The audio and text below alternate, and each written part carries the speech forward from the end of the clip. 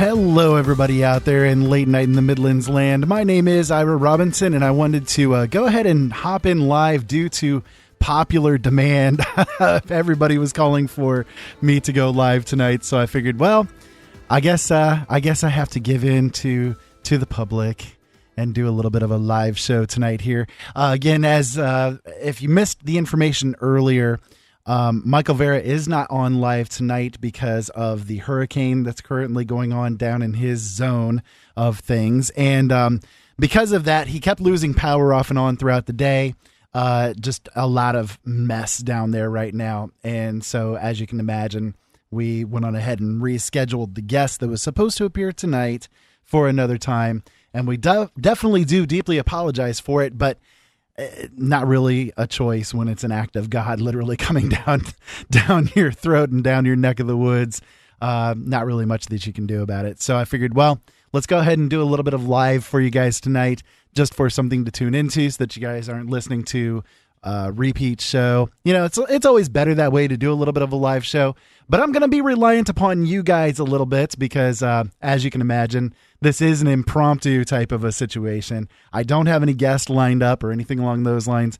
I do have some things that I wanted to talk about that I figured we could go ahead and get into. But if you guys want to call in and join me tonight, we can make it a sort of a roundtable-y kind of a situation if you so desire. The number to call in tonight is 260-494-3937. My Skype line is JDA Film. As always, you can also reach us there in the chat room at lnmradionetwork.com, and hopefully you guys will hop on over there and join in with the community, join in with the conversation. It's always an interesting time in there and a lot of very friendly people. So hopefully you guys will take advantage of it while it's there, because who knows how long it's going to be there, given the fact that the United Nations is getting a hold of the control of the internet as of November 1st. Who knows exactly what's going to occur after that. But I'll pop the number into the chat room here for you guys again, because I know that it's a little bit different than the usual. So there you guys go. It's in the chat room now if you guys want to give a call in. Let me go ahead and touch a couple of news stories, though. And this is sort of a bit of catch up because I wasn't able to go live tonight myself. We ended up going somewhere and we didn't get home in time, and it didn't work out in the best of fashion. So I went on ahead and did a replay on my show. So I guess I go live tonight either way. But there was a bit of news that I had run across over the past couple of days that I wanted to make sure to get out to the listeners in case you guys are not aware of the situations that are currently going on. So the first bit of news that I have for you, and hopefully everything is functional tonight and everybody's hearing me okay. The first one that I have, though, is in relation to South Carolina, where Michael Vera is currently sequestered away in hiding away from the hurricane winds and storms. In South Carolina, it was found that, earlier this week, the government entities, the ones that think that they know what the hell is good for us and what they should do, decided to spread pesticide everywhere and in the fight against Zika, trying to kill off the mosquitoes. Well, as you can imagine, it did not work out quite as planned, considering that millions upon millions of bees were killed off in the process. So who's surprised, right? There's a good way to genocide all of humanity, and that would be to get rid of the bees. Let's just put it to you that way. Basically, my thought behind this is that there is some intention to it. And the reason why I say that is because I know there are groups that are out there, different scientific organizations, quote unquote, that are working on genetically modifying bees to be able to survive different pesticide attacks and also to thrive in certain areas that they are not traditionally able to survive in. So colder climates, as well as very dry and arid kind of climates. They're looking for ways to improve upon the bee species, thinking that it's a great idea.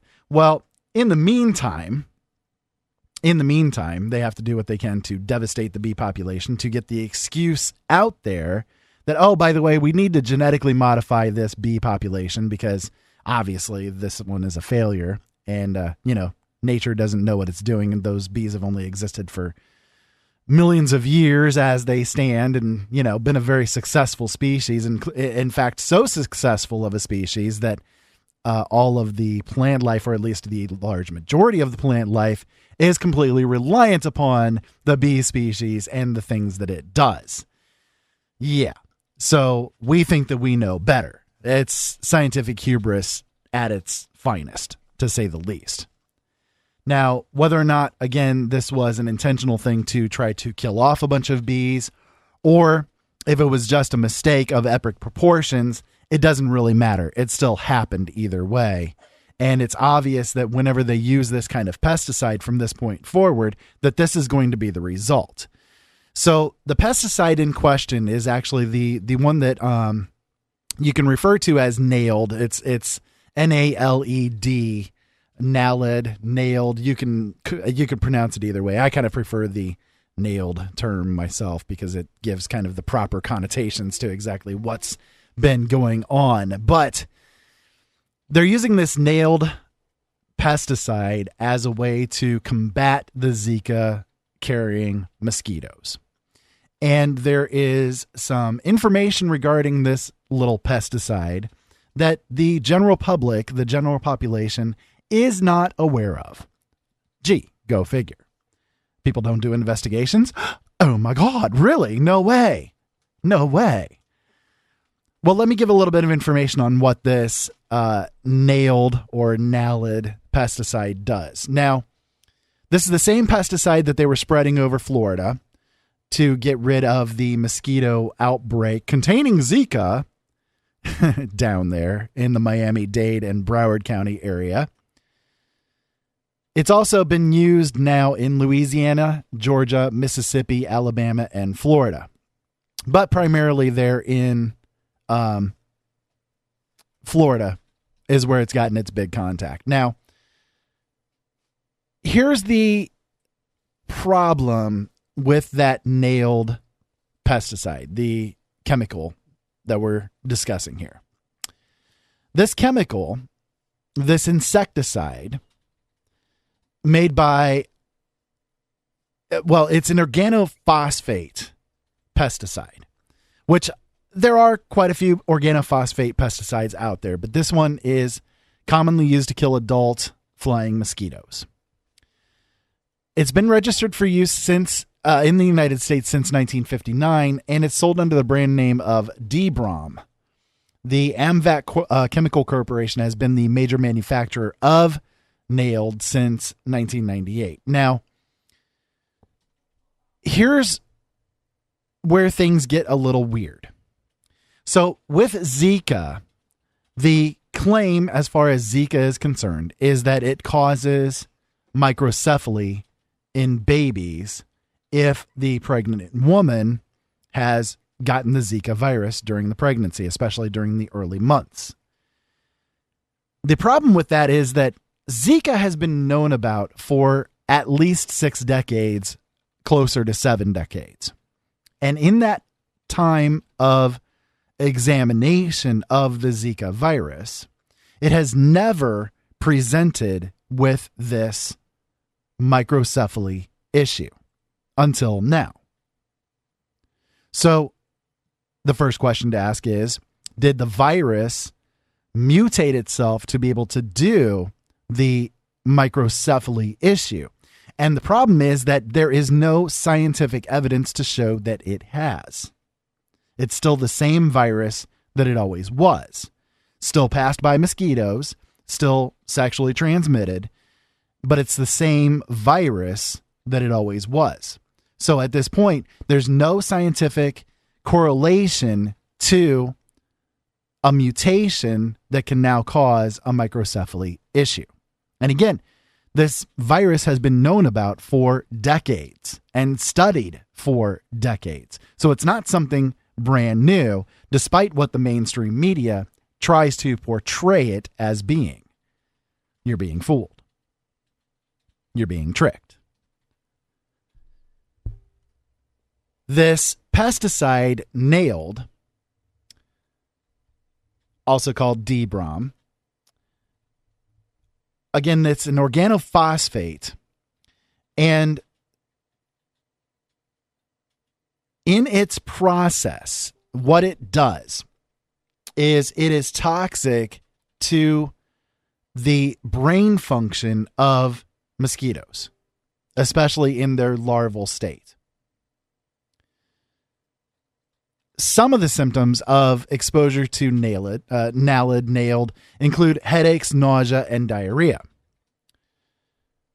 It's also excessively toxic to the human nervous system. And it's more toxic when exposure occurs by breathing contaminated air than through any other kind of exposure. So exposure through the water that you drink or the food that you eat is less toxic in nature than breathing it in.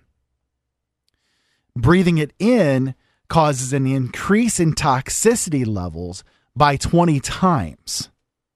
So it is 20 times more toxic when breathing it in. And how are they spreading this chemical around? Aerosolizing it. They are dropping it from the air via planes, and from the ground level of things, they're using the fogging type of machines to spread it around through the air.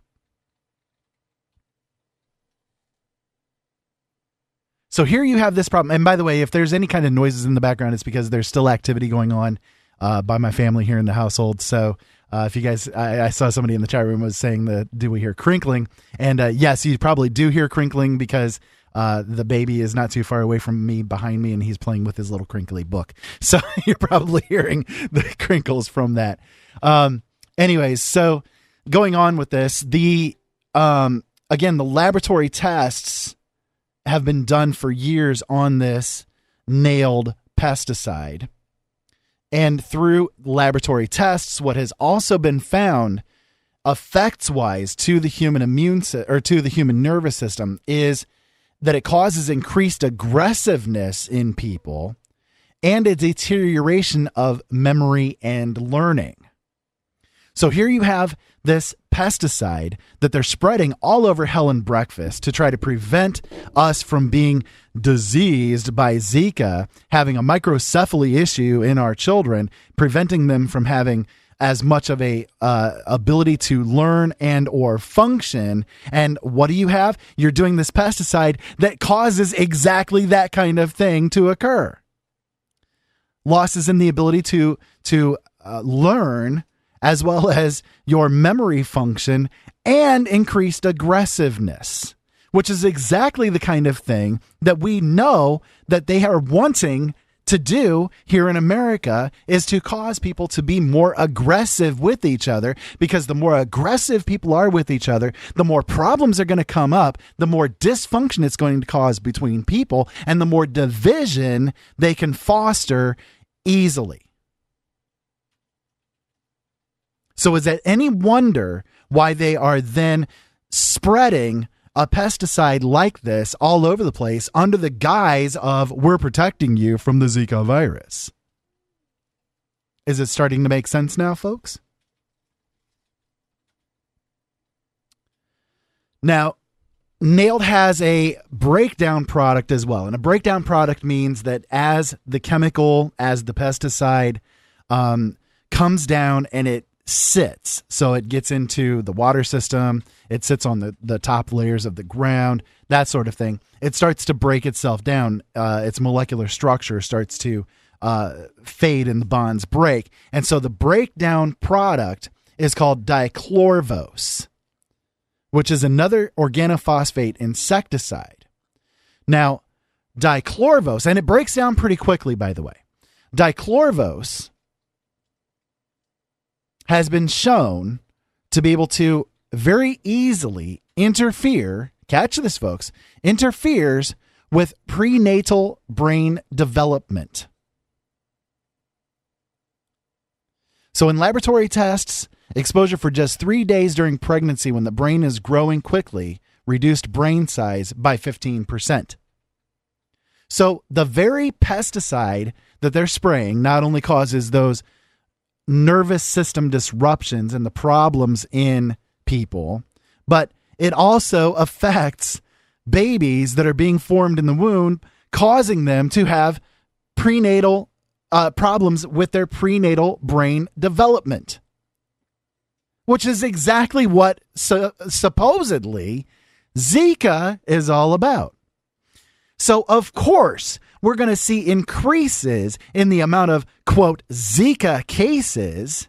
It's all a lie. It's nothing more than this pesticides that they're spraying around, breaking down, getting into our mothers and causing these issues. Problem, reaction, solution.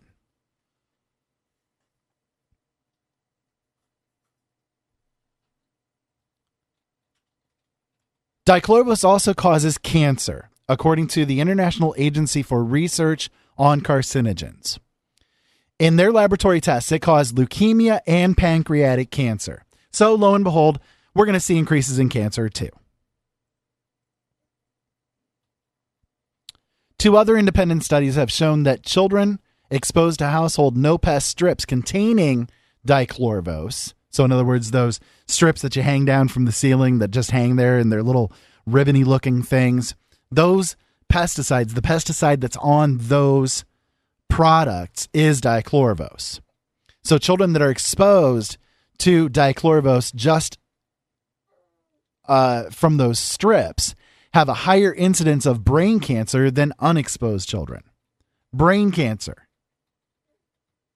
Again, impacting directly the brain and cognitive function of our children. As if autism wasn't bad enough, right? So, according to the U.S.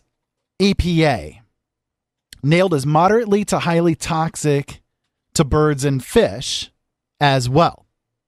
And obviously now we can add bees into that list too. It reduces egg production and hatching success. It also causes convulsions, paralysis, and death. Are you guys starting to see the picture here? So again, exposure to naled and therefore dichlorobus has multiple effects on the behaviors of those that are exposed. So in a study, for instance, conducted by the manufacturer of this pesticide, it caused reduced muscle strength, slow responses to stimulation, and reduced activity in the test subjects. So let's break this down. Reduced muscle strength. Well, okay. So the public that's been exposed to this chemical is not going to be as muscularly strong as if they were not exposed to it. Slow responses to stimulation. Well, gee, let's make people not notice things very much. And hello, the things that I was discussing earlier with the reduction in memory and learning capabilities, as well as the increased aggressiveness, and also reduced activity. So let's just make everybody lazier than they are, you know? And here's the thing that's the kicker with it. These behavioral changes were seen at all but the lowest dose levels tested in males. So all but the very lowest doses affected all the males in this study. And all dose levels tested in females. So females are actually more sensitive to the effects of this pesticide than males are.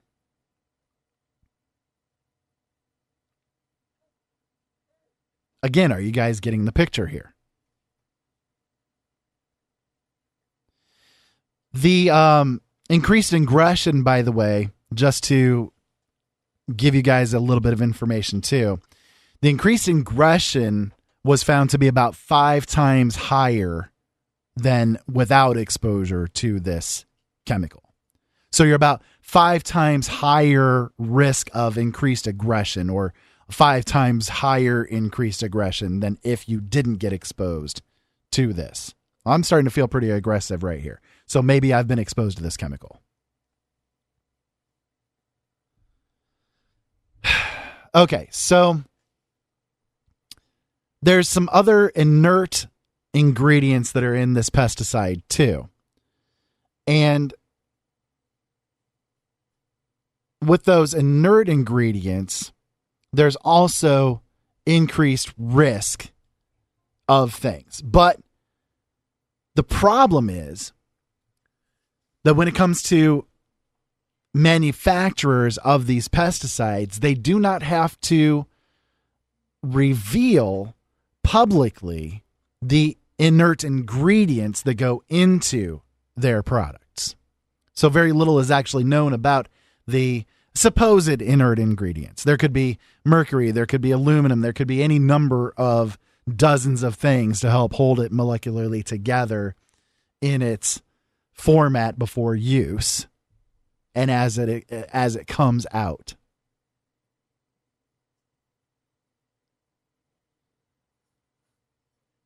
So one of the other issues as well with exposure to this chemical is that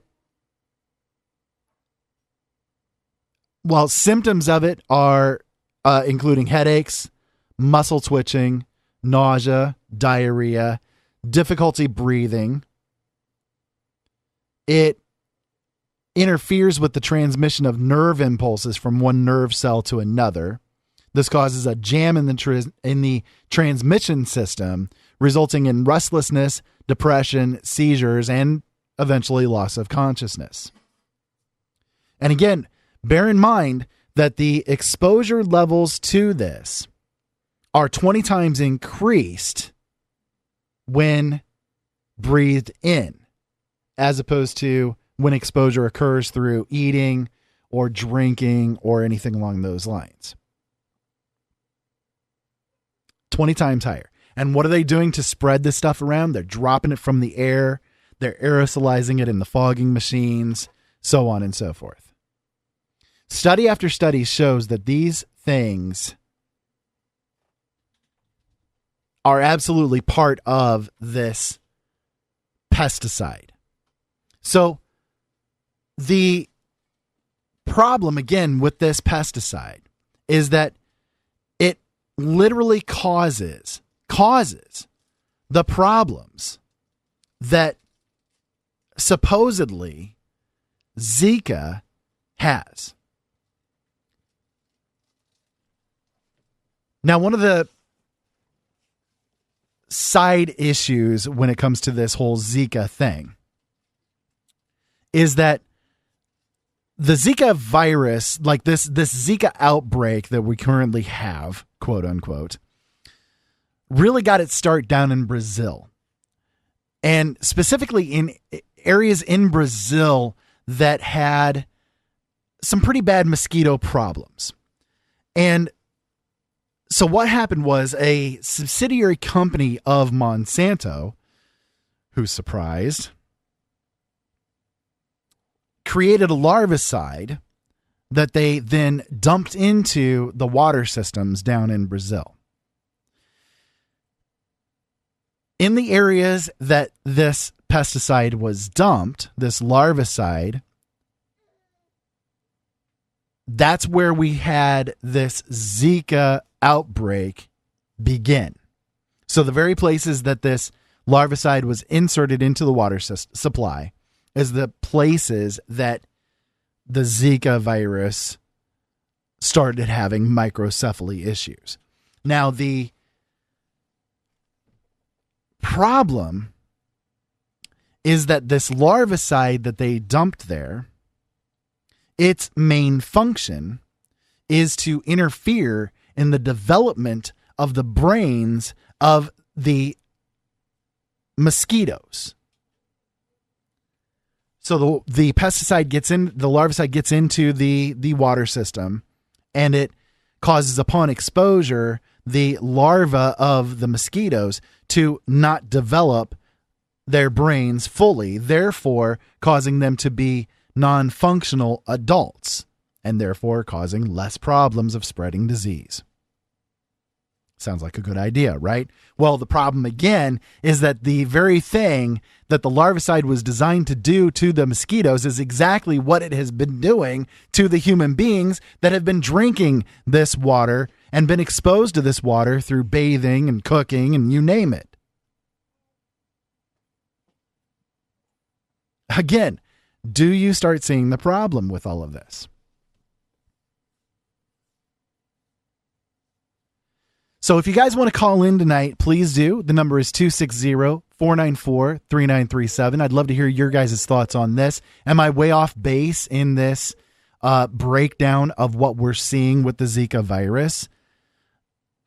I guess the thing that I also wanted to talk about here and shifting gears rather rapidly on you guys here, but I don't have the full information on it at the moment because, again, I'm kind of doing this impromptu and I didn't do full on research into exactly what these things contained.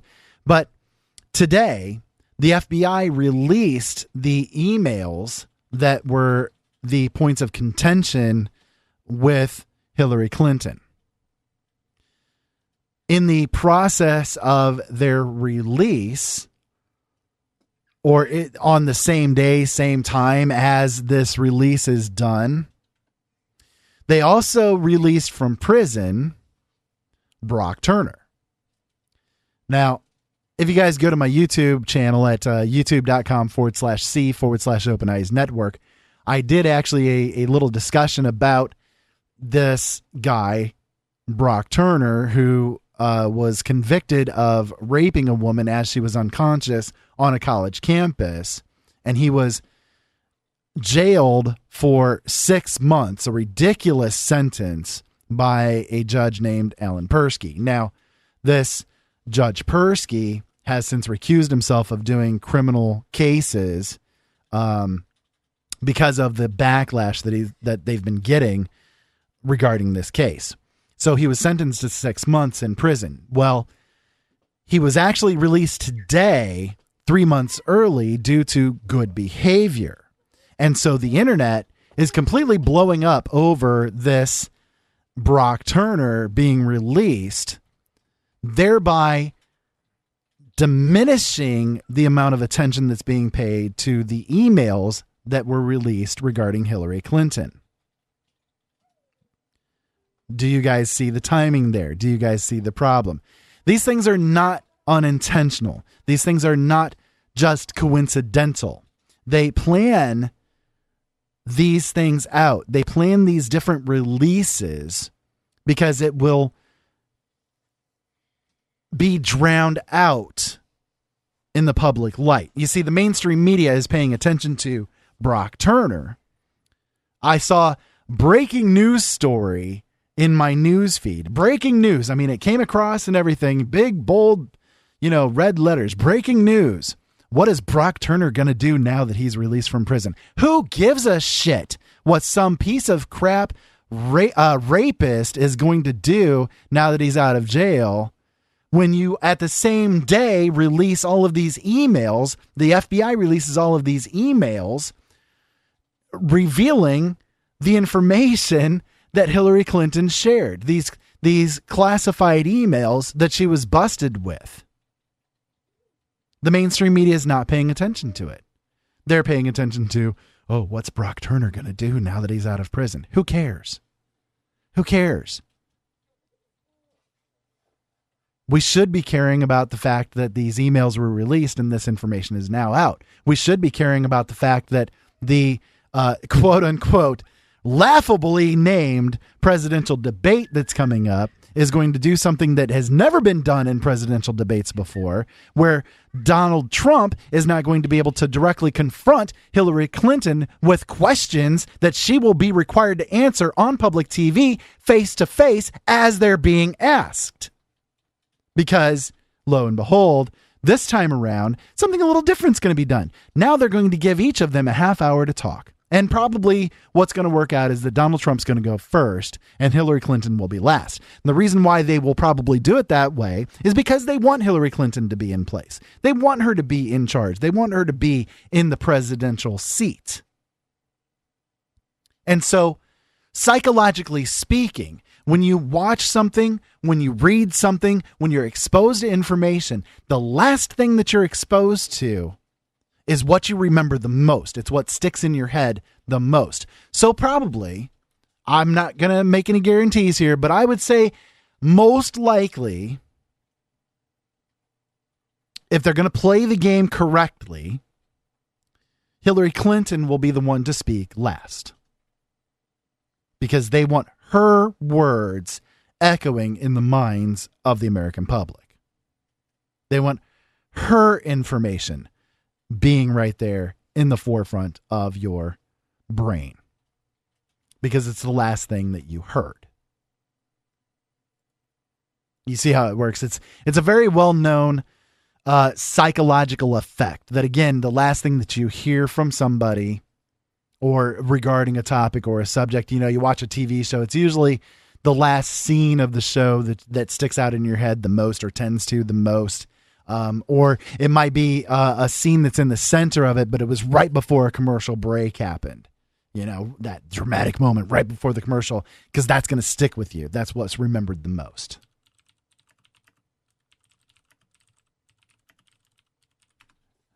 So, in this, quote, debate, again, laughable word for it, considering that there's no actual debating that's going to go on. There's no actual talking that's going to go on. No questions that are going to be asked and answered, unlike every presidential debate before, where they get a chance to talk at each other and rebut each other.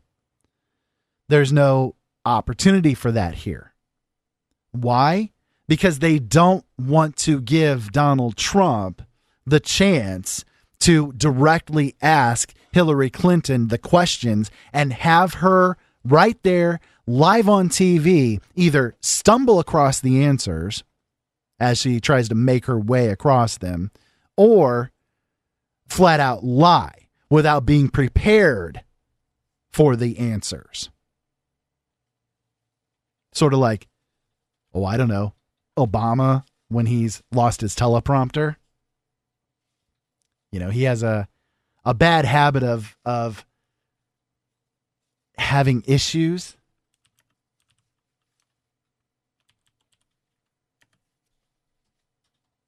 I got a little audio clip here for you guys as far as his issues are concerned. And yeah, this kind of explains a lot when it comes to Obama, and it explains a lot when it comes to Clinton as well. If we turn against each other based on divisions of race or religion,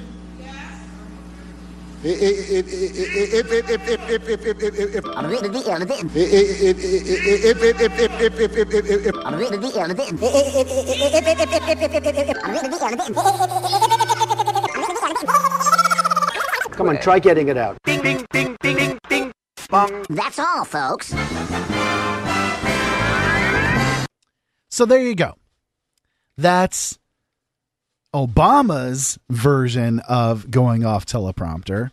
Hillary Clinton is almost as bad, right? I mean, have you heard her go off teleprompter? I unfortunately don't have many sound clips from Hillary Clinton just because I can't stand her voice, and it echoing in my head is not the thing that I want to have happen. But, it's crazy. I will go ahead and take a quick break here, just a short break. And when we come back, I will get involved in a couple of other topics. And if you guys want to call in tonight and join in with the conversation, please do. The number tonight is 260-494-3937.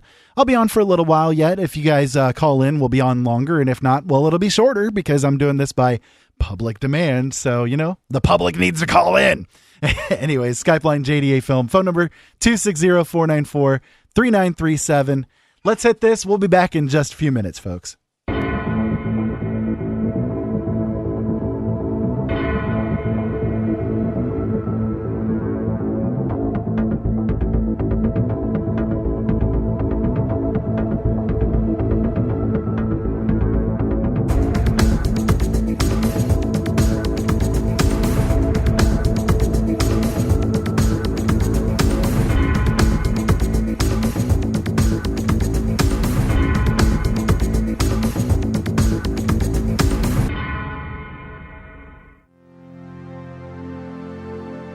Open Eyes seeks out the heart of matters, looking for explanations in places that most other radio hosts refuse to go.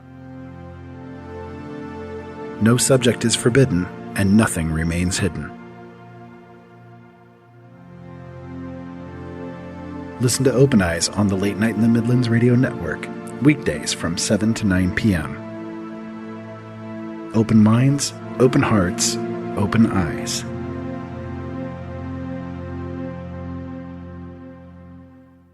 The LNM Radio Network and Late Night in the Midlands depends on you, the listener. Without you, there would be no us. So help us continue to bring you the best guests with the best information and subscribe today. Information on becoming an LNM subscriber can be found at the top of LateNightInTheMidlands.com. Just click the About Subscriptions tab and become part of the family while helping the truth stay alive. And while you're at it, maybe subscriptions aren't for you. A one-time donation helps as well. Click that donate button on the right side of LateNightInTheMidlands.com and help us help you. Have you ever heard of Audible? Audible is a website with hundreds of thousands of audiobooks. They're all high quality, easy to listen to, and, best of all, if you take advantage of a special deal that we've worked out for you, you can get one for free. That's right, a free audiobook of your choice in any genre simply by going to audibletrial.com/openeyes and signing up for the free trial. It's simple to do, and it would support the shows that we bring to you, and hey, you get a free book out of the whole thing. So why not take advantage of it today? Go to audibletrial.com/openeyes and sign up for the trial.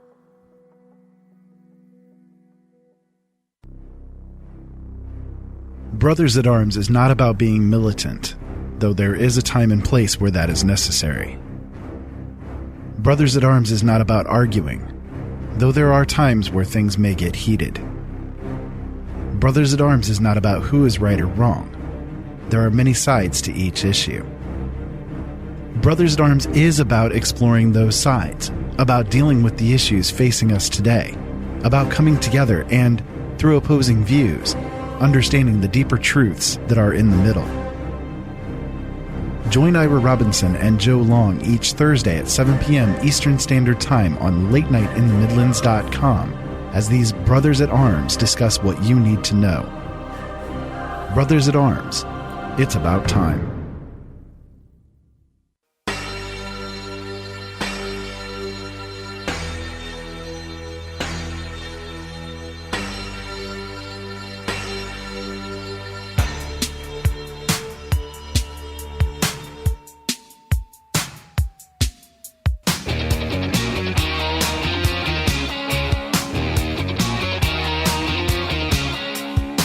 Built all of those emails that can't be read here. Got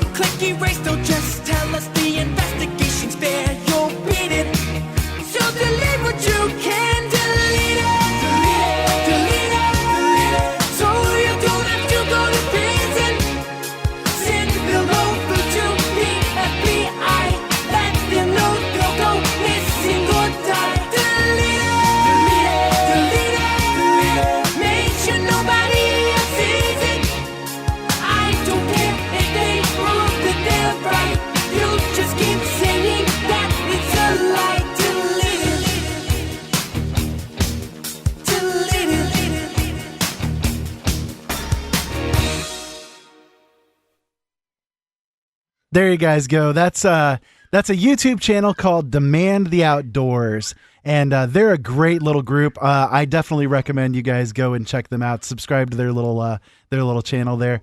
Amazing song, absolutely true. You can't get more true than that. I contacted them yesterday and asked them if I could have permission to use the music on my shows, and they jumped on the idea. They said yes, please. So I wanted to give them credit. Demand the Outdoors. Definitely a great set of lyrics there, and the guy's a really good singer. I have to admit, I really like his voice.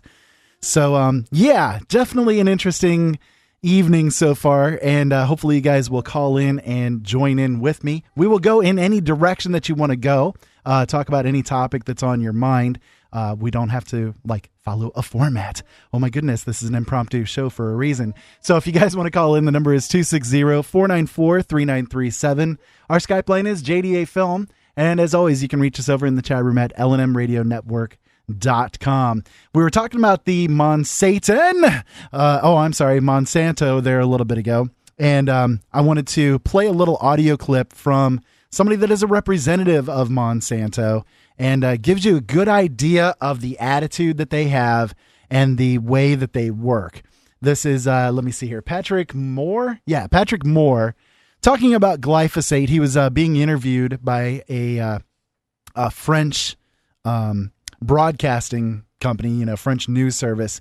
And I got to admit, they did really good with this guy. They were interviewing him about golden rice, and they kind of took it into a very interesting direction. So here you go. This is sort of the attitude of Monsanto wrapped up in a little sound clip. I do not believe that glyphosate in Argentina is causing increases in cancer. You can drink a whole quart of it and it won't hurt you.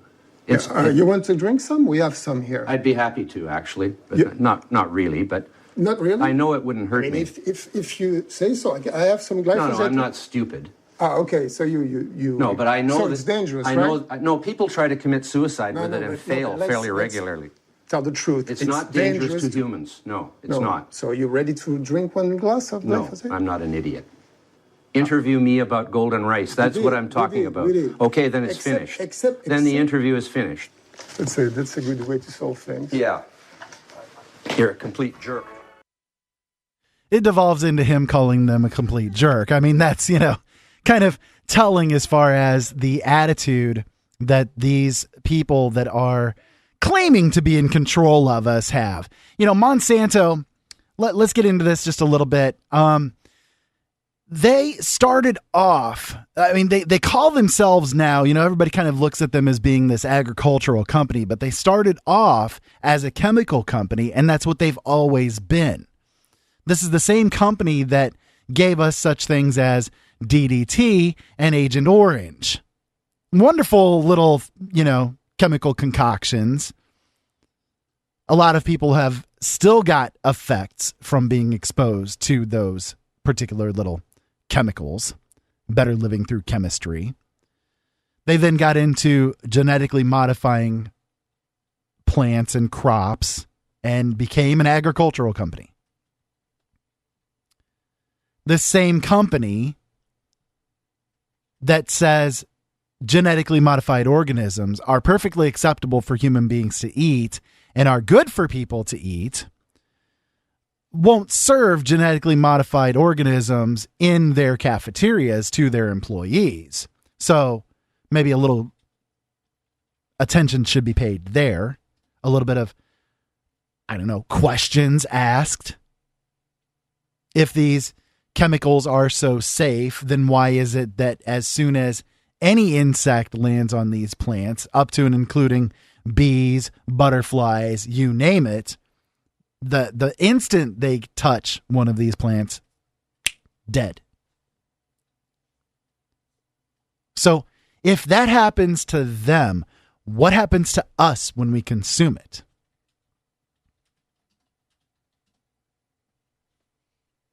One of the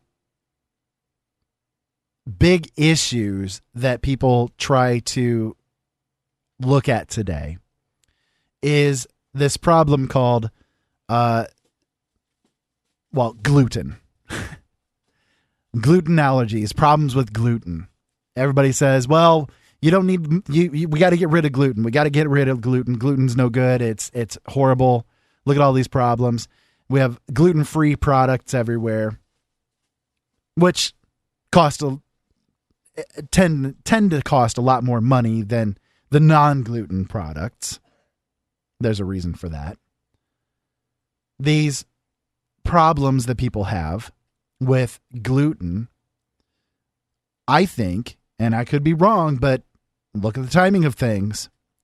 I think that the problems with gluten that people have is more related to the issue of them consuming gluten that has been genetically modified.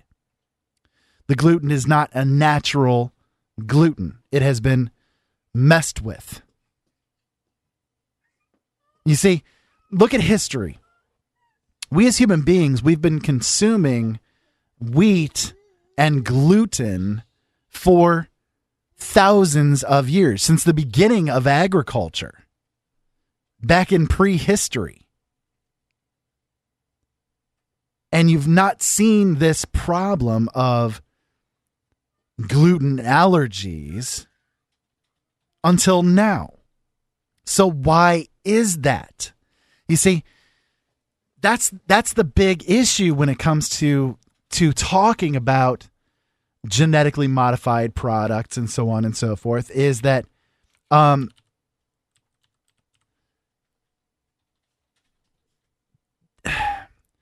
they're not a natural process. They're not a natural product. Although some out there try to claim that they are. So I have another sound clip for you here that kind of goes into what I'm referring to here. This is from that shill Neil deGrasse Tyson. And I know a lot of people out there like the guy. I know a lot of people out there look at him like Bill Nye the Science Guy and that he's, one of the smartest guys around and so on and so forth. But he's a shill. He's absolutely a shill. And here's the reason why. Take a listen to this audio where he's talking about genetically modified organisms and listen to how he explains why they're safe.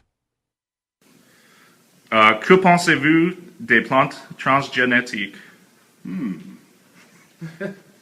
I'm amazed how much objection genetically modified foods are receiving from the public.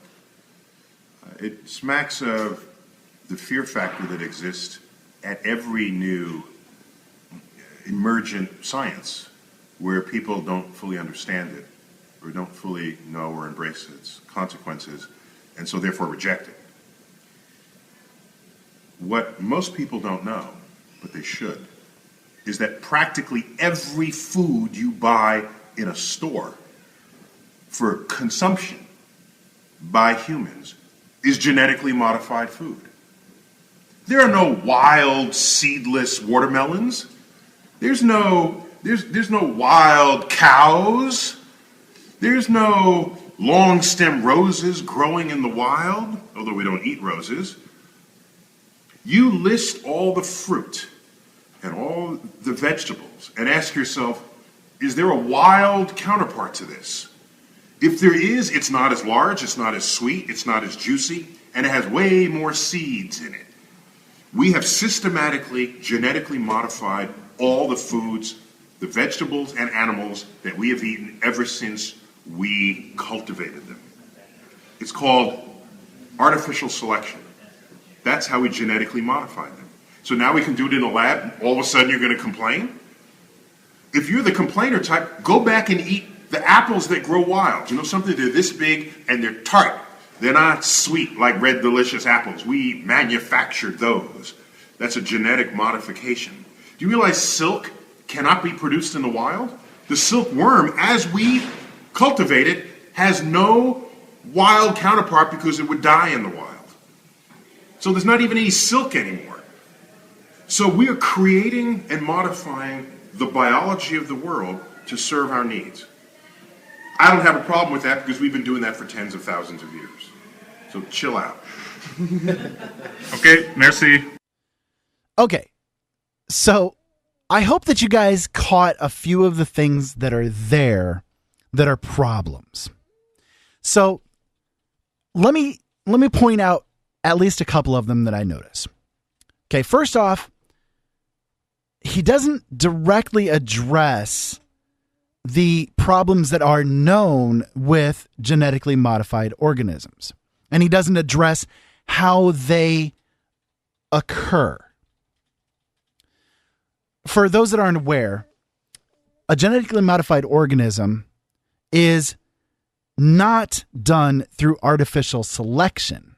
It's done through the direct intervention and the splicing together of differing DNA genetic information between different species, and could be different fauna and flora altogether. So it's not just one type of corn with another type of corn, where human beings for thousands of years have been cultivating specialized types of foods and fruits and plants through that artificial selection, using things like bees to cross-pollinate across different subsects or subspecies within that certain genus. So again, two different types of corn are still a type of corn. It's possible for those two things to be crossbred together and cause a different type of corn to be formed. You could take the same thing with two different species of jellyfish. You could, if you wanted to, through artificial selection, you could cause them to have different traits that will become more dominant than others through your seeing the results of a change that occurs. So as an example, let's say that you want to create a corn that is sweeter than the previous corn. Well, through artificial selection, what you would do is you would take differing corns and you would have them growing in different environments, for instance, where you would perhaps seed the ground with sugars that are going to cause it to have an increased amount of sugar flavor, the sweet flavor, for instance. You could also, find the particular ears of corn that have a sweeter taste as opposed to others, and you could then use that as the new baseline of the seeds that you use when you plant for the next generation of corn, which means that the next generation is going to have a overall sweeter flavor than the other ones that are out there would. So for instance, what would happen is, as farmers would find these particular types of corns or wheats or whatever, whatever the case, it could be anything. I'm just using corn as the example because I'm from Indiana and corn is kind of a genetic predisposition for us. Anyways, you could take, these farmers, they would take these ideas that they had. Okay, I want to make a sweeter corn. I want to have a corn that's a little bit more yellow in color. I want to bring out this type of a dominant trait in this next generation of corn. And they would only plant then that corn in the next generation, and they would destroy the other crops, giving no chance for that one to be cross-pollinated with the older ones again. That's how you do artificial selection. It's through that kind of a process where you take the results of the breeding that you see and you use whichever one has the best dominant traits and crossbreed it with the others that have the best dominant traits that you're looking for. What scientists do through genetic modification is something drastically different. What they do is they will take a corn and they will splice the genes of the corn together, sometimes and often with an entirely different species. I give a great example as a way to explain this. Not long ago, scientists were able to create a cat that is a glow-in-the-dark cat by crossbreeding or taking genes from the cat and splicing them with certain bacteria that have luminescent properties. you're not going to find in the wild through either natural or artificial selection a cat breeding with a bacteria to create a glow-in-the-dark cat. It's not going to happen. It's a physical impossibility for this to occur unless you're using a laboratory to make it happen through DNA splicing.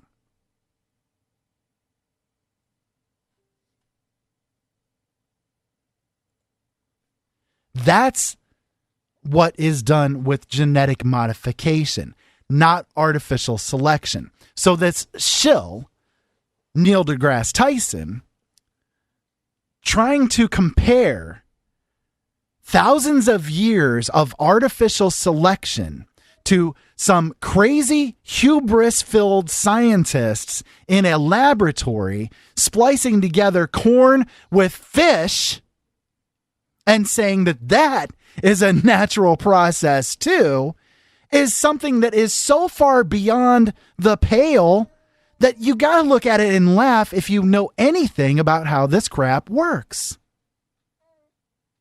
These things are completely, and I hate to use the term unnatural, but it really does fit. It does apply to this. It's unnatural selection, if you want to put it into a term. The fact that people are consuming these gluten foods, these gluten-filled foods, pizza crusts and breads and on and on and on, you name it, wherever gluten is found. It's found in a lot of different things. They're consuming these products that have been coming from a base of wheat that has embedded in its very DNA, pesticides. It causes something to happen to the body.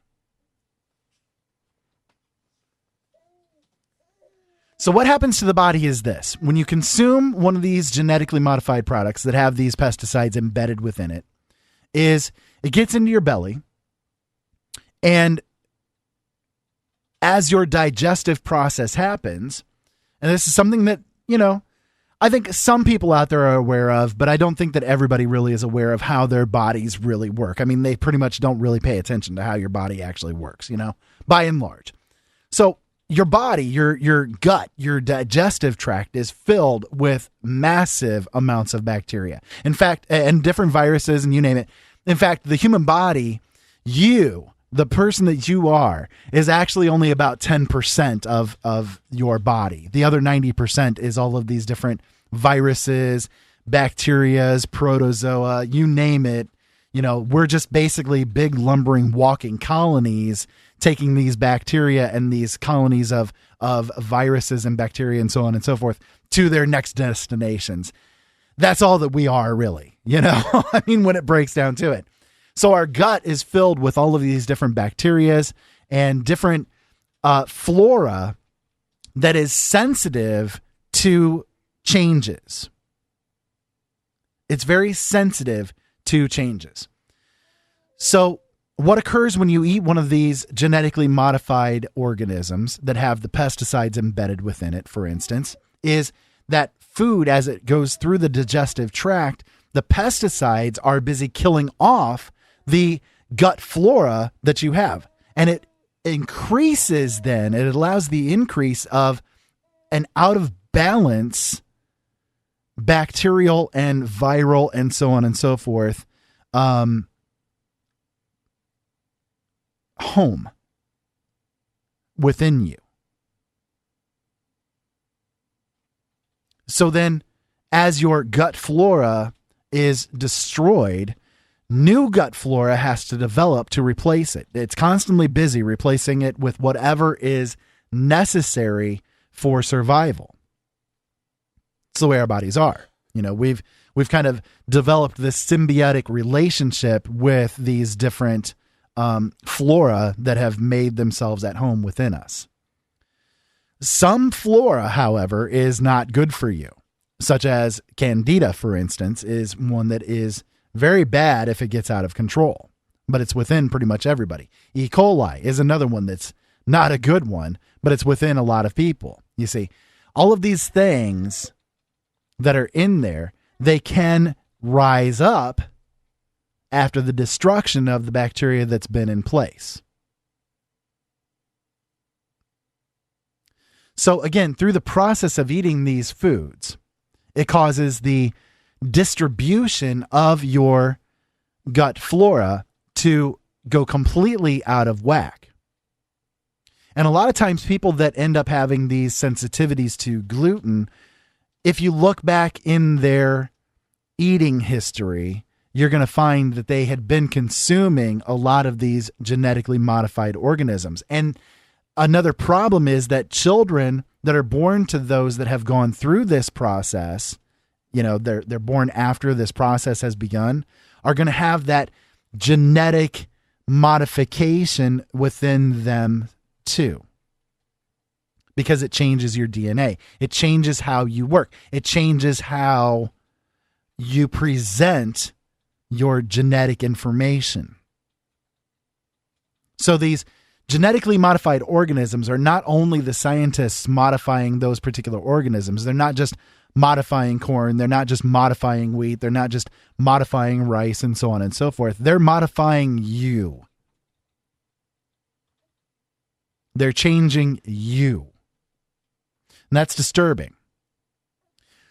So again, someone like Neil deGrasse Tyson coming out and saying that the process of artificial selection being in any way comparative to genetic modification through scientific process like this is shillery at best and dangerous at worst. Very dangerous. Because it allows people to look at that. It allows those who are on the forefront of the propaganda machine regarding genetically modified organisms. It allows them the ability to say, see, there's this guy right here. He's one of the smartest guys in the world. He says this about genetically modified organisms. And by and large, the sheep out there have become accustomed to believing that someone like Neil deGrasse Tyson, when he's speaking, he must be a smart guy. He's telling the truth. Look, he's been on all of these movies and TV shows, and you know, he's a smart guy. He's great. Let's listen to him. And then they overwrite their common sense that tells them you're eating food that has at its very baseline pesticides. You can't wash it off. It's a part of the very being of this product.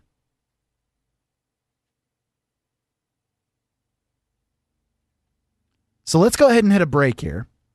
When we come back, I got a couple of other things that I wanted to get into. Unless somebody wants to call in, we'll probably end it maybe at about 11 o'clock since nobody's calling in and keeping me company here, but we'll see what happens. The number tonight is 260-494-3937. That's 260-494-EYES if you want to call in. My name is Ira Robinson. For those that are not aware, Michael Vera had to take tonight off. He's getting hit pretty hard with the hurricane activity down there in his area, and it's a pretty ugly situation. He's been losing power on and off all day. He's also at the same time not feeling all that well from the appointment that he had with the doctor the other day.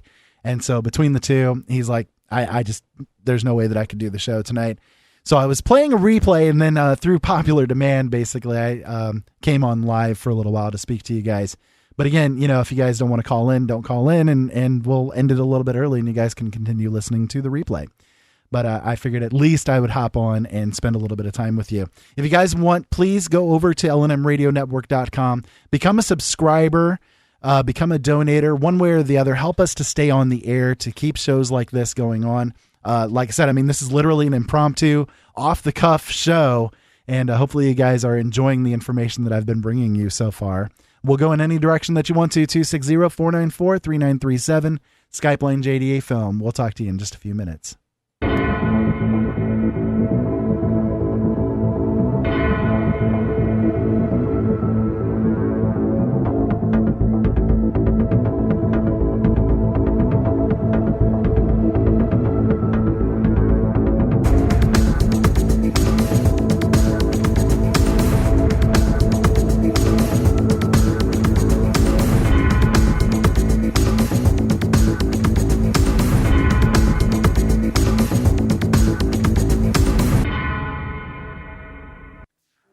Open Eyes Network now airs a live simulcast on YouTube.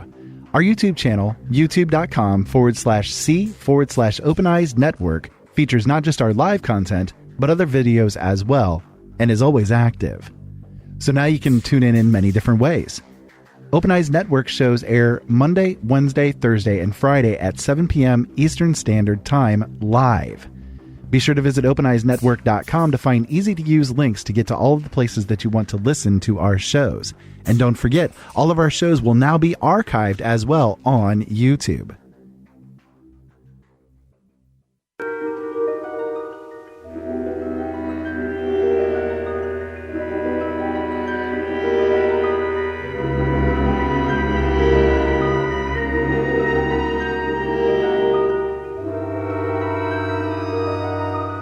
There is a better radio show, beyond that which is known to the people. It is a radio show more informative than others, and as timeless as infinity. It is the equilibrium between light and dark, between the sheeple and the paranormal, and it is heard at the base of man's ignorance and at the summit of his knowledge. This is the radio show of imagination, a show we call The Secret Teachings.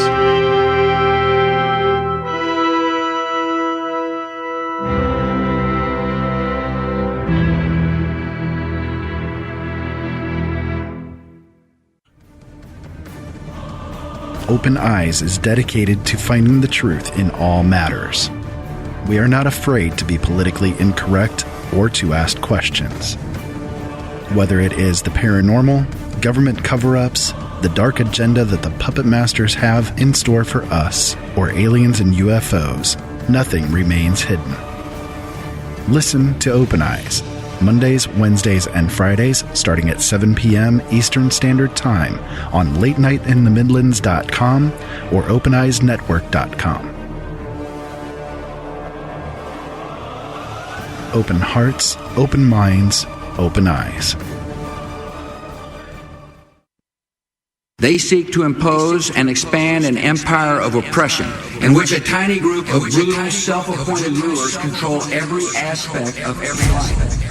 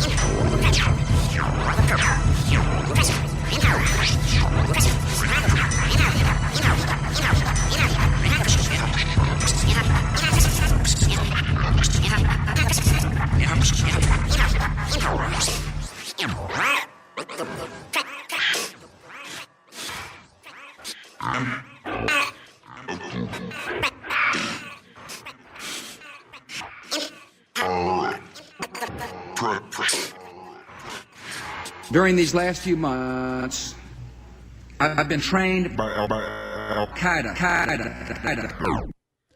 Hello and welcome back to Late Night in the Midlands impromptu kind of show. I don't even know if you can call this Late Night in the Midlands. It's just an impromptu show. It's just a thing. But hello everybody and welcome back. Hopefully you guys are enjoying what I'm bringing to you so far here. If you guys want to call in 260-494-3937. Skype line is JDA Film. Come on over to LNM and join in with the conversations going on in the chat room as well. We're doing this for you by popular demand. So, call in or we might end here in about, maybe 20 minutes or so.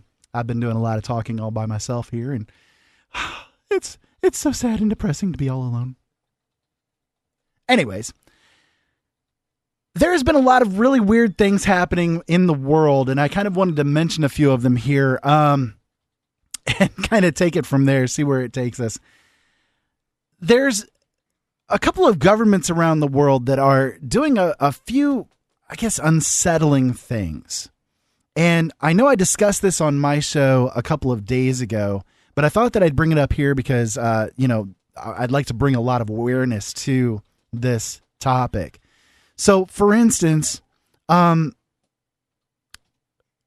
week, Germany, out of nowhere, started to advise their citizens to begin preparing for something big to occur.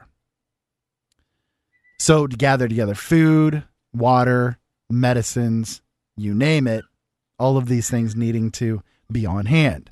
And that was the German government recommending this to the citizens. This was quickly followed by the Czech Republic doing the same thing. So the Czech Republic is now telling their citizens the same deal to be prepared. And then that was followed by Finland telling their people to do the same thing. So why is this occurring? It's rather interesting and weird. And we do have a call that's coming in. I'd like to go ahead and bring them in here. Hello and welcome to an impromptu show. And they hung up. All right. Well, it was worth a shot there for a minute anyways. So I guess they didn't really want to talk to me. Maybe they were trying to talk to Michael. I don't know. It's just me. Nothing to be scared of. Do I stink?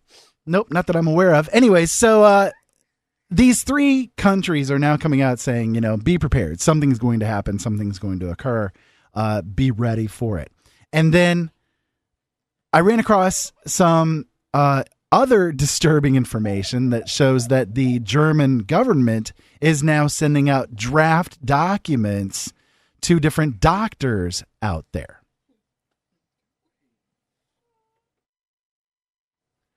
So they're actually calling on different doctors as a draft, demanding that they basically join in the service. Disturbing kind of trends. Now, I brought out some info talking about Russia and how Russia seems to be upping the scale of their troop movements right now as well. And it's rather disturbing on the outset. I did get a chance to talk to somebody that gave me, they live in that area basically. And they said that they don't expect that, their country is going to do any kind of attacking first. It may just be in response to other movements that are going on in the area and in the world. And that's a big possibility that it may be just something along those lines. They're prepping themselves, putting things on the borders just as a show of force to, I guess, show that, hey, we're not going to mess around. If you guys come across the border or whatever the case may be, you're done, Could be the reason why we're seeing it. I don't know.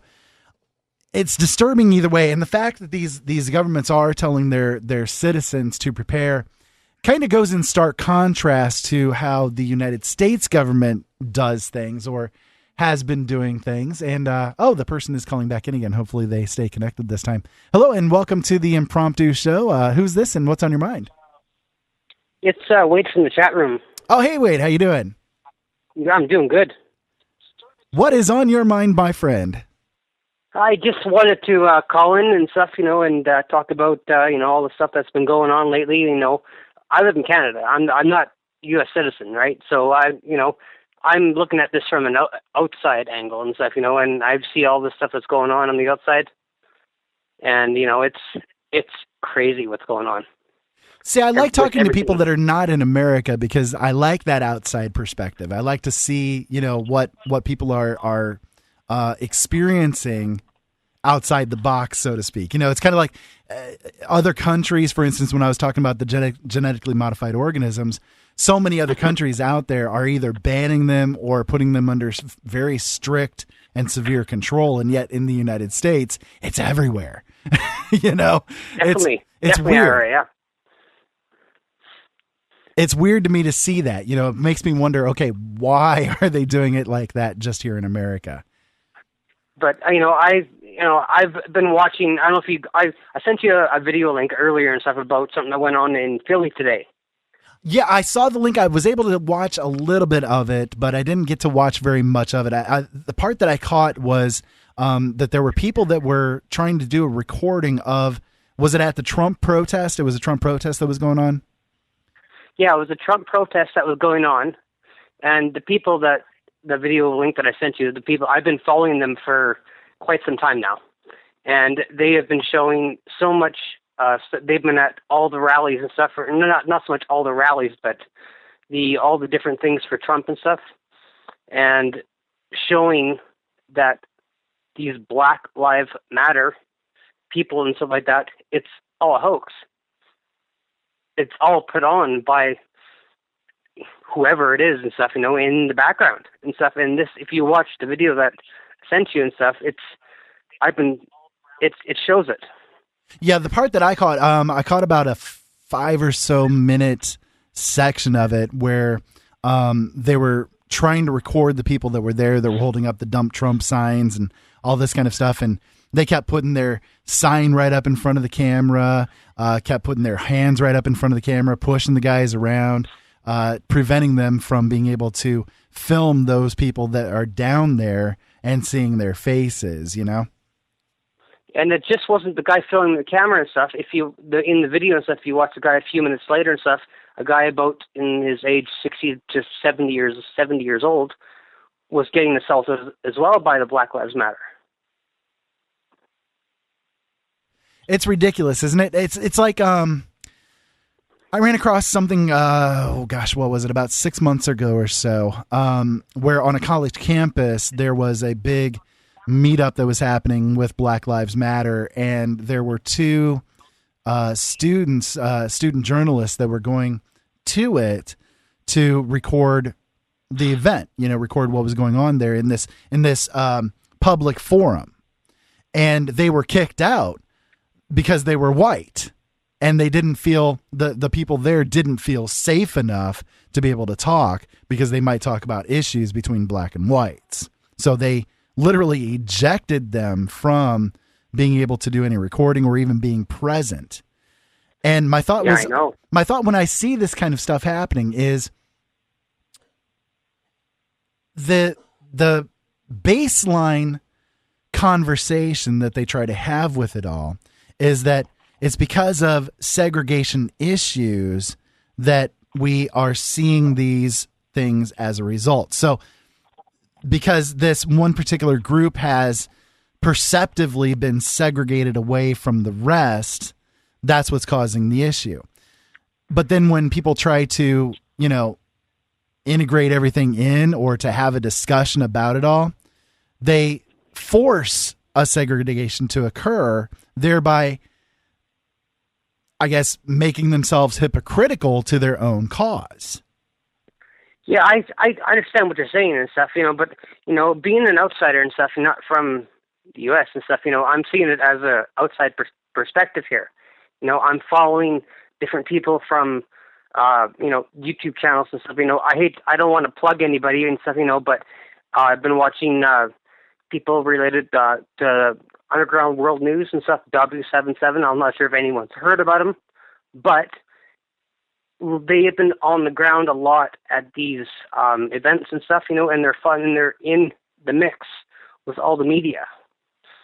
and it's a people should watch it. Should pay real attention to what's going on and stuff, because it's something big is coming here. That's where the real journalism is occurring.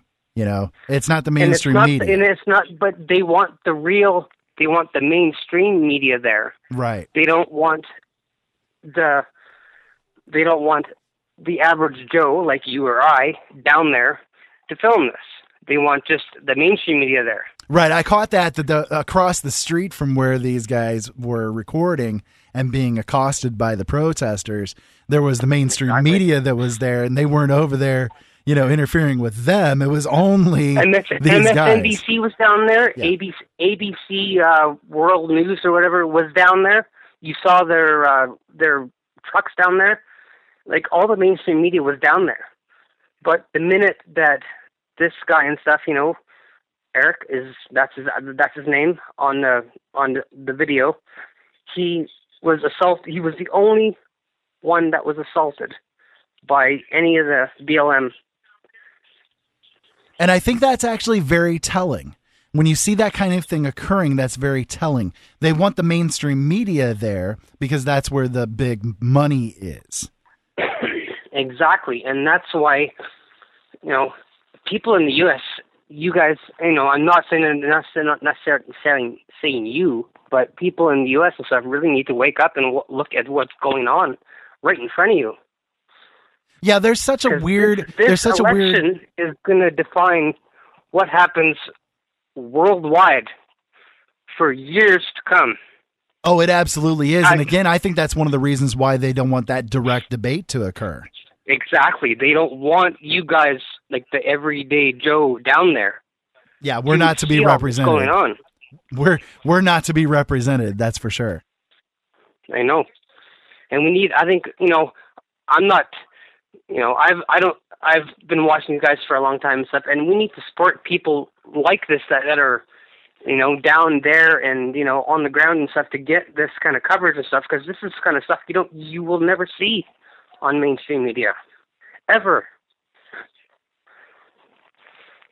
Yeah, you're absolutely right. That's why I think that shows like this, you know, our network, for instance, we are big about doing exactly that, revealing the truth, revealing what's going on without the bias that's going on, you know, because that's one of the big problems with what we're seeing with all of this is there's such, you know, in America, we have such a weird normalcy bias. It's like we in America have been trained more so than other countries to be the perfect sheep. Way more. Yeah, way more to be the perfect sheep. And you guys up in Canada are starting to get it, unfortunately. And over in the UK, well, we don't it's have the happening best guy in office either. So that is true. You know, we're kind of in the same boat. That is true. That's a good point. But, you know, it's like we've been developing for many years now this fine-tuned ability to deceive in the mainstream media. And it's like we're genetically predisposed to believe anything that the mainstream media has to say, you know. Unfortunately, that's the way it is. I don't watch any of the mainstream media. No, I don't either. CNN, any of that, it's garbage. It's total garbage. The only time I do, like, and I've said this before, and I'll say it again here, the mainstream media, the big, you know, faux news and the Clinton News Network and so on and so forth, their best thing about them is that when an event occurs or when something big occurs, they can get boots on the ground really quickly. They can rapidly deploy to get the news out. But well, of course they can and stuff. They got the people there and stuff, you know. Exactly. That's what they're paid to do. Yeah. But as soon as they start opining about anything, that's when you turn it off. You know, that's when you turn it off. So like this hurricane occurring, you know, if you want to catch some information about what's occurring with the hurricane, yeah, sure. The mainstream media is going to be okay to watch for 5 minutes to get the info, you know, but nothing more than that. Otherwise, you're doing nothing more than colonizing your brain with their diatribe, you know? Exactly. Yeah, I don't give them the pleasure of that. No, and I don't give them the funding either. I don't give them the funding either. You know, it's like I don't even go to their websites because every time you go to the website, it's counted as a click, So that click is what drives the advertising. That could mean the difference between 14.9 million people seeing the website or 15 million people seeing the website, and therefore they'd be able to get more money from the advertisers and more campaigns can be made, so on and so forth. That's how it works, Yeah, that's how it works. Yeah. I saw, I don't know if you listen to any of my shows regarding this, but there was that whole Omar Mateen thing where he was the guy that did the Pulse nightclub supposedly, and down in Orlando. I've been on on LNM for year and a half, 2 years now and stuff. I've been listening to you guys and stuff. So you probably heard my show regarding this. I'm a long time listener. So yep. So you probably heard my show regarding this, but one thing that Mateen, he was in a movie a couple of years ago regarding the BP oil spill. Seeing that. And in that movie, he said they want these disasters to keep happening because that's where the money is. And he's absolutely not wrong. And I think that it's telling that guy was the one to say it, Yeah. Just interesting to me. You're right on with that. You are right on. And most people are afraid to say it and stuff, but you're damn right. You are. You are right on. That's what we see with the mainstream media. They're all about that manipulation. They're all about the ratings. It's like when an event occurs, that's why they start playing the whole game of the next 24 to 72 hours are going to be nothing but that one thing. Like I said earlier in this little broadcast here, Brock Turner was released today. And so the mainstream media is focused on him, and nobody on the mainstream media is talking about the fact that on the same day, the FBI releases all of the emails that they had found with Hillary Clinton. And they just did that today. Yep. Both occurrences happened today. But which one is the mainstream media talking about? Brock Turner. Exactly. The mainstream media latched on to... all a diversion to keep us occupied with all this other BS that's going on. Yep. We need to turn our attention to what's most important here. Yep. Exactly. Not just for the U.S., but for the whole world here. Exactly. It's sad to say, but what happens here in America does filter out to the rest of the world because our arms are everywhere. Our little fingers are in every little pie that's out there, And that's well known and stuff. And I freely admit that for sure.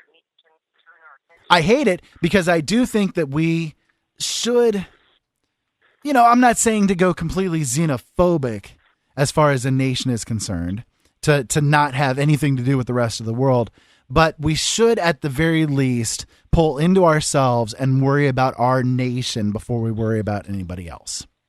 And I think that that's the way that it should be right now for everybody. Absolutely. And I agree with that. And I live in Canada and I'm 100% with you guys and stuff. If you need to worry about what's important to you guys first, but what happens up top there with you guys and stuff trickles down to everybody else. It sure does. It sure does, unfortunately, but it's crazy to me to see what all is occurring. The reason why I brought up the governments telling people to prep, I'd love to get your thoughts with this. These other governments are telling the people to prep, while at the Louisiana, when they had the big flooding going on there, and they're still recovering from this big flooding, there was a group of people. And kudos to Trump for going down there. Oh, absolutely. You see, Obama played golf, and Trump was the one that went down there, and I know a lot of people out there. A semi-truckload full of goods and stuff for the people of Louisiana. To help rescue, exactly. Kudos to him, man. Yep. Nice job. Yep, and I know some people out there... It ain't just a photo op, but that was the most human thing to do. Yeah, it was the best response that could have been done. Exactly. There was a group of people, a big group actually. It's kind of a semi-militia, I guess you could say, kind of group, organization. They're called the Cajun Navy down in Louisiana area.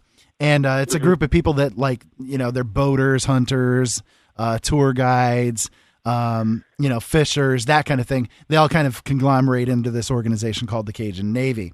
Well, the Cajun Navy, when they realized that there were no governmental agencies that were getting to the people that were needing to be rescued in the flooding, they came together and went out and started to rescue people. And I know the Louisiana government interfered and told them that they could not go out and rescue anybody because they didn't have the licensing to do so. They actually sent police forces out to block them from rescuing people. If I were able to get down there to help people and stuff, in a situation like that, I'd be down there in a heartbeat. I don't have the means and stuff, but I would be down there to help if I could, because that's, a heck of a situation to go through and stuff. Being up in my area of town and stuff, in my area of the country and stuff, I don't go through a lot of stuff like that. Yeah, it's really telling. It's really obvious that there's a problem when the government has such a fascination with trying to make sure that people are following their rules and regulations, that they will actually prevent somebody who has the capability and the capacity to go and rescue somebody that's needing to be rescued during a flooding situation just because they don't have the licensing to do so. And they were offered that if they wanted to go and do these rescue attempts, they could pay the government $50 each to go and do it. They would get permission then to do so. I mean, really. That's total crap. It is. That's total crap. It really is. But that's our situation. That's what we're dealing with.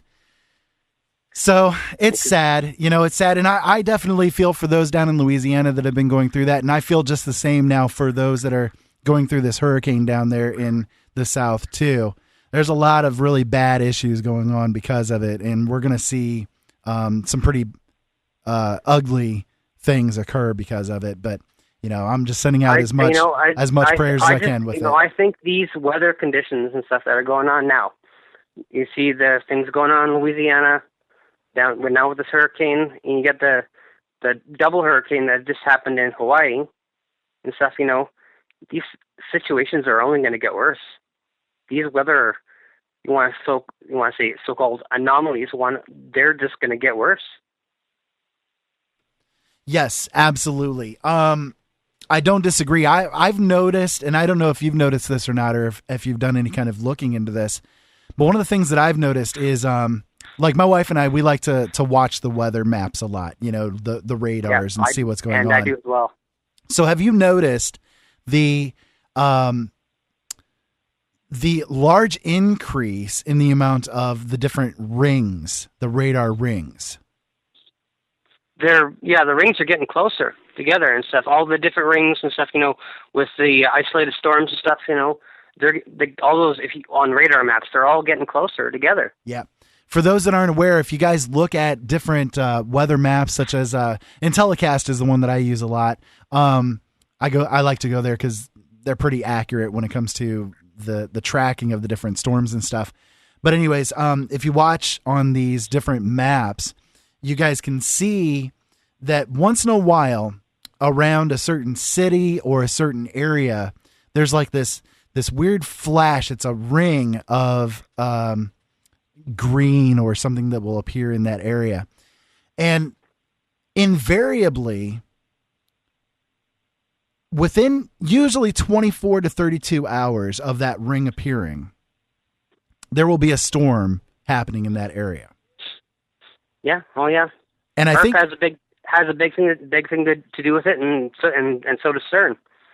Yeah, I definitely agree with you there. I think one of the things that happens with these radars, especially now that they're using more along the lines of the LiDAR systems, is it actually is causing an ionization of the atmosphere in the areas where when they ping those radars. And what happens? Okay, in nature, storms occur because there's an imbalance in the atmosphere in that particular location. So either the atmosphere will be more positively charged or more negatively charged, but in general, there has to be a balance. It's going to be a balance between the negative and positive. When there's the world always tries to balance itself out. Yes, it's very self-cleaning like that. It's a very self-cleaning engine, if you will. Yep, absolutely. So when an imbalance occurs, a storm will blow in that area as a way to dissipate either the excess positive ions or negative ions. So once the imbalance has been rectified, then the storm will disperse from that area. So it's a natural process in regards to this overage or underage of these ions. With this radar system that we've developed, I think that what happens is that they actually do cause an ionization to happen in the area that radar is pressed upwards into the atmosphere. And that would include with HAARP as well. HAARP can do the same thing. That's why we see the results from HAARP and the things that it does.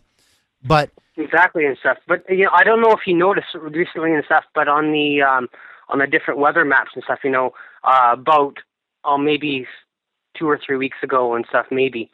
I don't quote me on the time and stuff, but up in Hudson Bay and up in here in Canada, if you look on some of the maps and stuff there, it looked like a hurricane in the radar. Yes. Over top of Hudson Bay. Which would be an impossibility, right? I know, but if you look at it through the weather maps, it's there. It looked like a hurricane. Yep.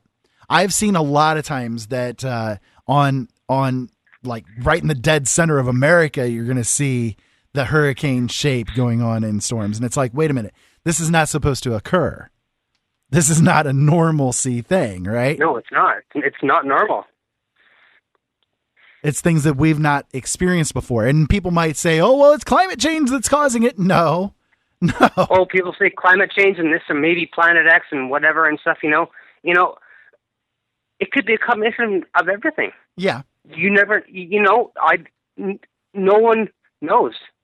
Absolutely. No one knows. Absolutely. But the problem is that then, again, like the whole genetically modified organisms thing, we have this hubris to think that we know what we're doing when it comes to this, different technologies that we're developing. So again, that radar system, although on the surface of things, it's a good idea, okay, yeah, we can track storms. We can find out how severe things are. That's a great thing, right? But the method we're starting to find is actually causing the problems to happen. It is. It's everything, like the stuff they're doing is causing these problems. Yep, exactly. The weather modification and, I'm getting into the chemtrails now and stuff, I'm up here in Alberta, Canada, and, I've seen the hexagon shapes in the skies, the chemtrails in the skies. I've seen them here. There's no doubting that they exist and stuff because everyone's seen them. Yeah, absolutely. In fact, there was a celebrity not long ago, Vin Diesel, who actually did a Instagram photo where he was Go Vin Diesel. Yeah, he was showing the chemtrails behind him and, kind of doing the little cross thing with his fingers to show that he was trying to point that out. And a lot of people saw that and they started questioning what's going on with this. So he actually brought quite a bit of awareness to his fans of this issue, which is a great thing. That's something I like to see celebrities doing, is using their popularity, using their and there's very few of them that very few that do that. They use their popularity for the good not for the other. To get information out, to reveal information to the public. Yep. Exactly. And of course, the mainstream media didn't even ask a question as far as that one goes, but because they know better, they know the truth. You can open a whole ball of wax with that one. Yep, exactly. So, I mean, these modifications that we're seeing, these weather patterns that we're seeing, yeah, I definitely think that there is something to the climate change issue going on with it. But who says that the climate change is man-made? You see, who says that it is not just a cycle of the planet that we're living in, or the space that we're going through having that I believe impact, it's a combination of everything, and because I do. I've Yep. followed everything that you've done. You know, we are halfway across the galaxy from what we used to be. Yep, exactly. And stuff. So that's not normal. Like, or is it normal? Or should we be in this part of the galaxy at this time? Exactly correct. We don't know. That's the big problem, is that because we don't really have a baseline of understanding, we have that scientific hubris to think we know the answers. You know, at the same time as all of this is going on, you mentioned CERN. I wanted to make sure to go back to that here real quick. At the same time that all of this crap is happening, we have this group of scientists who have dedicated themselves to Shiva because they have her outside of their facility. Everything that they do is dedicated to Shiva the Destroyer. You have this group of scientists who are literally ripping portals open into other dimensions just to see what's there. They are creating antimatter, which, if even one particle of antimatter was to escape containment, we would see a rapid problem here on our planet that is filled with matter. This is literally an interdimensional product that they have in the containment. And right now, they're developing grams upon grams of it. And although they can only develop grams right now, they're going to develop technology to the point where they can develop pounds of it. And then you want to talk about a real problem?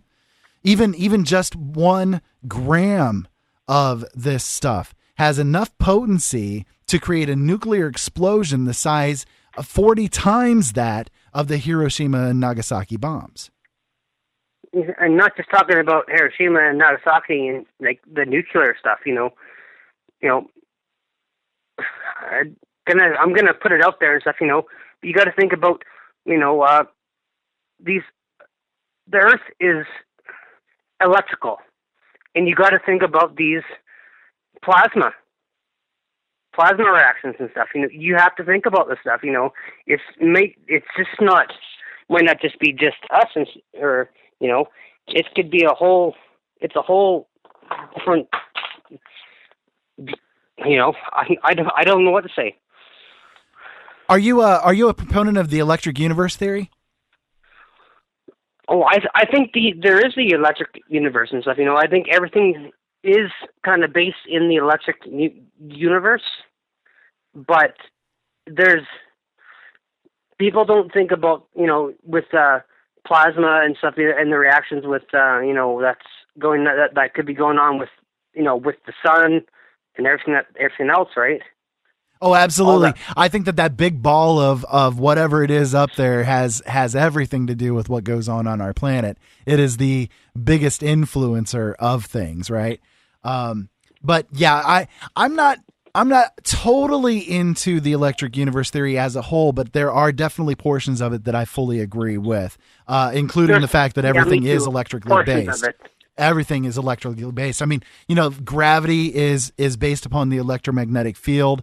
The very existence of our cellular body is dependent on the electromagnetic field. So when they're doing things to screw around with the electromagnetic field, it starts to call into question of what are they doing to our existence? What are they doing to us? Exactly. And that's a big concern and stuff, especially with, what's going on with, CERN and other things and stuff, there's so much crap going on right now and stuff, it's turning everybody's head. Like, you're concentrated on everything but what's important except maybe about what's important. I don't know. Absolutely. Do you think that they are capable of making changes? I talk about the Mandela effect a lot. I don't want to go fully into that topic tonight because we don't have enough time for that one. But do you see the Mandela effect? I've followed the Mandela effect, and the age that I am and stuff. I remember when I was a kid about Nelson Mandela dying in prison. I remember that, hearing that on the news when I was a kid, and I totally agree with you on that. So we don't have time to dwell on everything because that's a long topic, and I've heard so many discussions with the Mandela effect and stuff, and that could take days to go on. I've dedicated multiple 2-hour shows to the topic and never have fully covered everything that's out there. Yeah, exactly. But I ask because, I do think that there are certain things that is occurring with the Mandela effect that might be the result of these power elite screwing with things.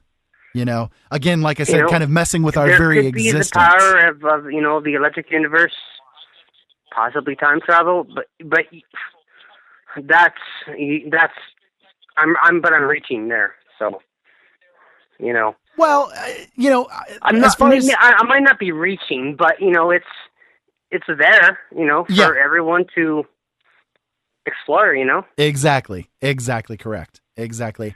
I've never fully said that I know why it's happening. I just know what is happening. It's like I'm not here to describe why. I'm with you. I've seen it. I've seen it with AKA Mandela effect. I've seen it and stuff, and I totally agree. I really do. It's quantum freakiness, I'll tell you. It's very freaky. It really is. I ran across one. Freaky. I ran across one today, actually, that I can bring up here real quick. Here's a question. Do you remember Eli Whitney, the inventor of the cotton gin? That might be a little bit before my time, but yes. Yeah, it was during the 1800s, yeah. So Eli Whitney, I always remember being described as being a black man who invented this, and he was actually one of the big success stories after slavery ended. This was something that was pointed out to a lot of people that, you could do this kind of thing too.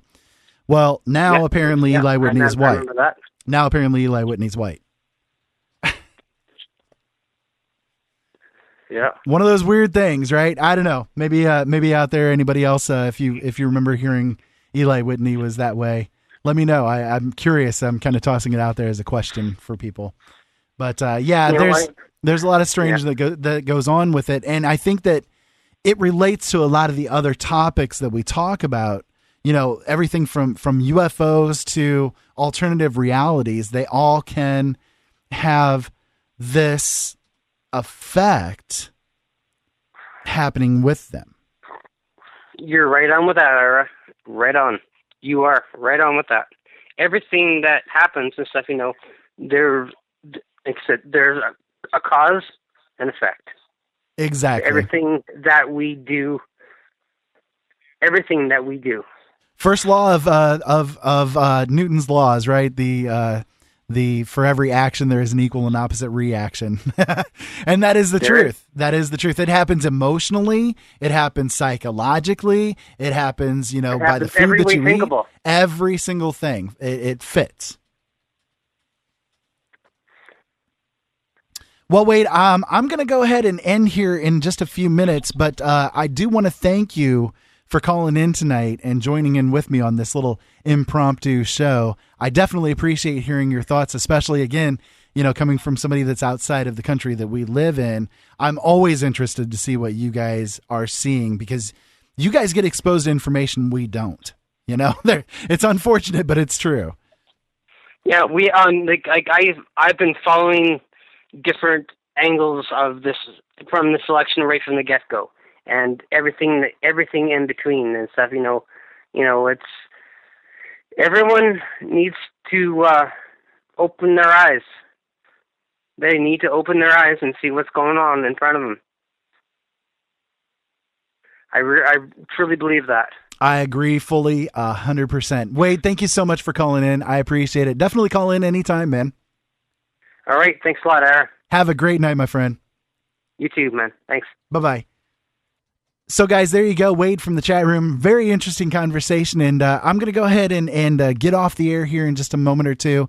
My voice is getting a little worn out, and since this was an impromptu show, I figured at least we were live for a little while. Again, Michael Vera had to take tonight off due to the storms that are occurring down in his area, and he was not really feeling all that great anyway. So, hey, why not? The guy deserves a day off. So I'm not sure if he's going to be live on Monday due to Labor Day or not. I need to check his schedule and find out for sure. But I will be back on the air again at midnight. So in about 45 minutes or so with Duct Tape Nation. I'm going to be on with Joe Long, the host of the Duct Tape Nation. And it's going to be a very interesting conversation. If you guys want to tune into it, we're going to talk about, are video games connected to the old gods? And it's going to be a very interesting conversation for you folks, I think. We're going to get into all different kinds of areas, different things as far as the video game industry is concerned and its relationship to these throwbacks to these old entities that humanity used to worship. And are we still doing it? Are they connected in some way or another? It's a very interesting topic, and hopefully you guys will tune in for it. I'm going to leave you guys here with a little couple of sound clips that I think that fit into the overarching topic from tonight. And I want to thank you guys for tuning in. Make sure that you guys go to LNMradionetwork.com and hit the subscribe button, hit the donate button. Make sure you guys support us and keep us on the air because we really do need the help. So my name is Ira Robinson. You guys can catch my show 7 o'clock p.m. Eastern Standard Time, Monday, Wednesday, Thursday, and Friday, right here at LNMradionetwork.com. You guys can also go to my website at OpenEyesNetwork.com. And if you want to go to my YouTube channel, we put out a lot of videos. We put them out almost every day regarding everything under the sun, different news blurbs and full shows. All of our archives are over there. That's youtube.com/C/Open Eyes Network, or you guys can just search in the search engine for Open Eyes Network and get to it that way. Make sure you guys hit the subscribe button over there, and you guys can get notified of when we put out new videos. So I want to thank you again. This has been very interesting, and I like doing these impromptu things because all of this has been completely off the cuff and kind of going with wherever the flow of energy takes us. And I like doing that sometimes. So until next time, you guys, keep safe out there and have fun. And thank you so much as always for listening. They're going to be, you guys are going to hear the end of Michael's show here in just a few minutes.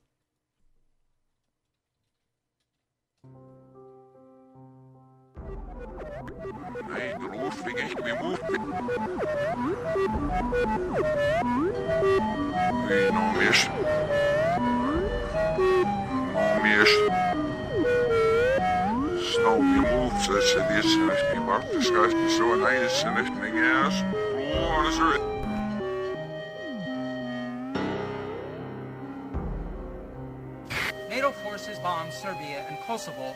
An unidentified man is being held for questioning by the FBI for suspected links to last month's biological virus deaths. In local news, a dog named Hero takes the grand prize at the annual... I wish I could tell you more pertinent news, but we're in a rating system here, and the key factor is... sensationalism. They've got you running in circles, 9 to 5, then 5 to 9. You're mine. I tell you what they want you to know, and you consider it the truth. Nobody is opening their eyes. Our global economy is depleting the world of our lives and natural resources. And are you happy? Come on! I work for the system.